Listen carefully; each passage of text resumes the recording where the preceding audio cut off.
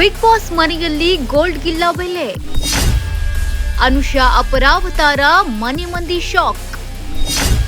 Target Suresh gold ಈಗ rolled gold. Aishu ಜೊತೆ ಧರ್ಮ ಕ್ಲೋಸ್, ನಾಗವಲ್ಲಿಯಾಗಿ ಬದಲಾದ ಅನುಷಾ.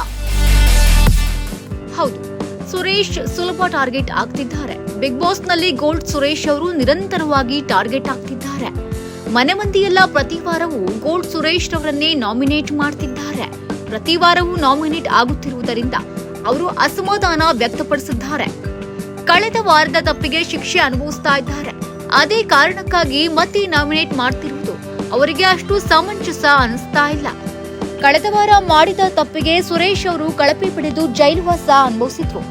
ಆದ್ರೆ ಈಗ ಅದೇ ಕಾರಣಗಳನ್ನ ನೀಡಿ ಮತ್ತೆ ಸುರೇಶ್ ಅವರನ್ನ ನಾಮಿನೇಟ್ ಮಾಡುವ ಕೆಲಸ ದೊಡ್ಡಮನೆಯವರಿಂದ ಆಗಿದೆ.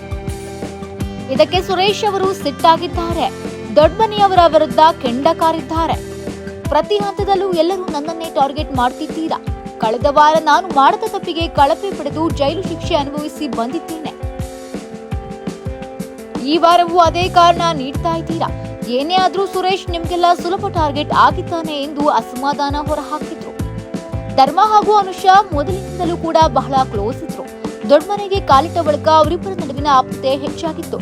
ಆದ್ರೆ ಈ ವಾರ ಬಿಗ್ ಬಾಸ್ ಆಟದ ವರಸೆ ಬದಲಾಗಿದೆ. ಹಿಂದಿನ ದಿನದವರೆಗೂ ಪರಸ್ಪರ ಚೆನ್ನಾಗಿದ್ದ ಧರ್ಮ ಹಾಗೂ ಅನುಷಾ 43ನೇ ದಿನಕ್ಕೆ ದುಶ್ಮನಾಗಿ ವರ್ತಿಸಿದ್ದಾರೆ. ಅದಕ್ಕೆಲ್ಲ ಕಾರಣ ಆಗಿದ್ದು ನೇರ ನಾಮಿನೇಷನ್. ಈ ವಾರ ಜೋಡಿ ಟಾಸ್ಕ್ ಆದ್ರಿಂದ ಒಂದು ಜೋಡಿಯನ್ನ ನೇರವಾಗಿ ನಾಮಿನೇಟ್ ಮಾಡಬೇಕು. ಅದಕ್ಕಾಗಿ ಬಹುತೇಕರು ಅನುಷಾ ರಾಯ್ ಹಾಗೂ ಗೋಲ್ಡ್ ಸುರೇಶ್ ಅವರನ್ನ ಟಾರ್ಗೆಟ್ ಮಾಡಿದ್ದಾರೆ. ಜೋಡಿ ಟಾಸ್ಕ್ ನಲ್ಲಿ ಐಶ್ವರ್ಯ ಸಿಂಧೋಗಿ ಮತ್ತು ಧರ್ಮ ಕೀರ್ತಿರಾಜ್ ಅವರು ಒಂದಾಗಿದ್ದಾರೆ. ಈ ಮೊದಲು ಕೂಡ ಅನುಷಾ ರಾಯ್, ಧರ್ಮ ಕೀರ್ತಿರಾಜ್ ಹಾಗೂ ಐಶ್ವರ್ಯ ನಡುವೆ ತ್ರಿಕೋನ ಲವ್ ಸ್ಟೋರಿ ಇದೆ ಎಂದು ಹೇಳಲಾಗ್ತಾ ಇತ್ತು.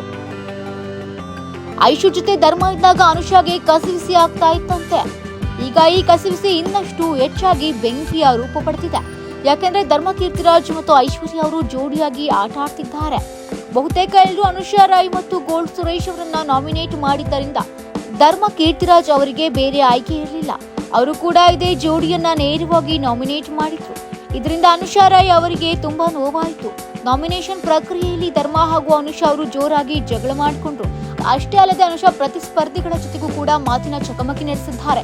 ನನಗೆ ಹೇಳೋ ಬದಲು ನೀವೇನು ಮಾಡ್ತಿದ್ದೀರಾ, ಮೊದಲು ನಿಮ್ಮದನ್ನ ನೀವು ನೋಡ್ಕೊಳ್ಳಿ ಎಂದು ಹೇಳಿದ್ದಾರೆ. Entertainment bureau, essential news.